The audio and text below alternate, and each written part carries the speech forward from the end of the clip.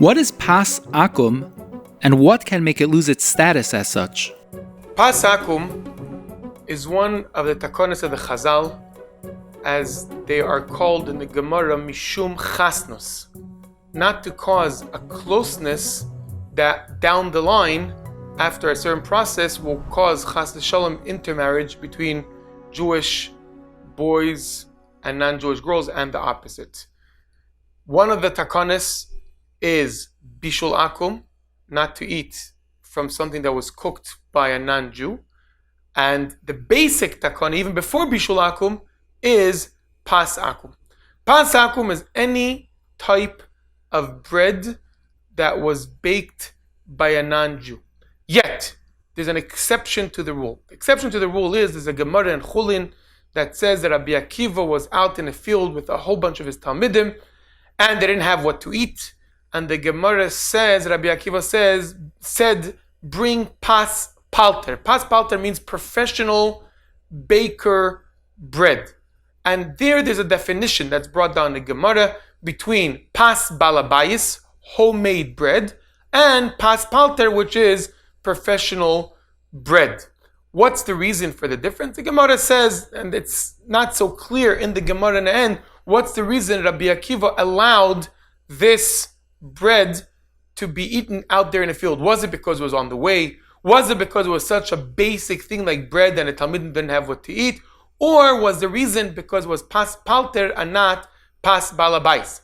Obviously, when somebody brings homemade bread to somebody else, that causes a very, very big closeness. So much more than if I would come over to my neighbor and give him a bought loaf of bread. Something that causes a closeness with homemade challah, homemade bread that's brought, much more than just going to the store and buying professional bread.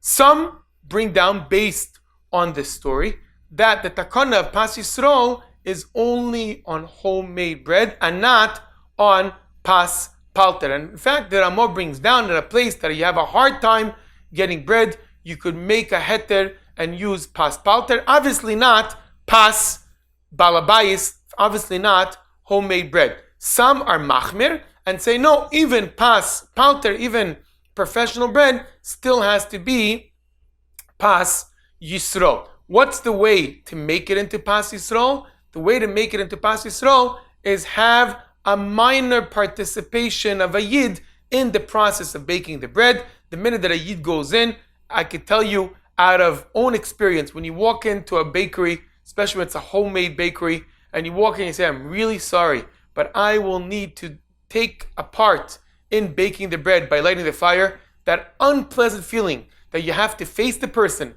and tell him, I'm Jewish, you're not, and therefore I will make this action, even though it's a small one, even though it's a symbolic minor action, the fact that you have to present it to this person and say, I am Jewish and you're not, is very, very, very unpleasant. That is exactly the feeling that the Chazal wanted to have between us and non-Jews.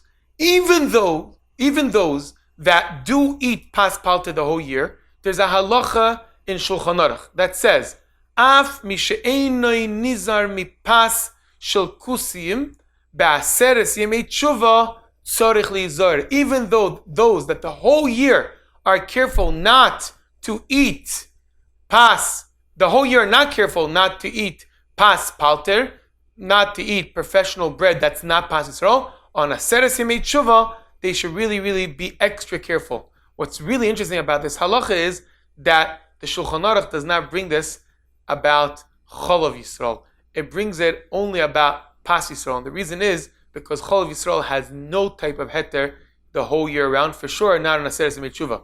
Pas Palter in certain situations does have a heter, but as we said, on Aseres Yemei Tshuva, you try to be extra careful, try to be extra machmir, and therefore you try to be careful on Aseres Yemei Tshuva. Even those that the whole year were not careful on Aseres Yemei Tshuva should be extra careful and not eat Pas Palter and only eat Pas Yisrael.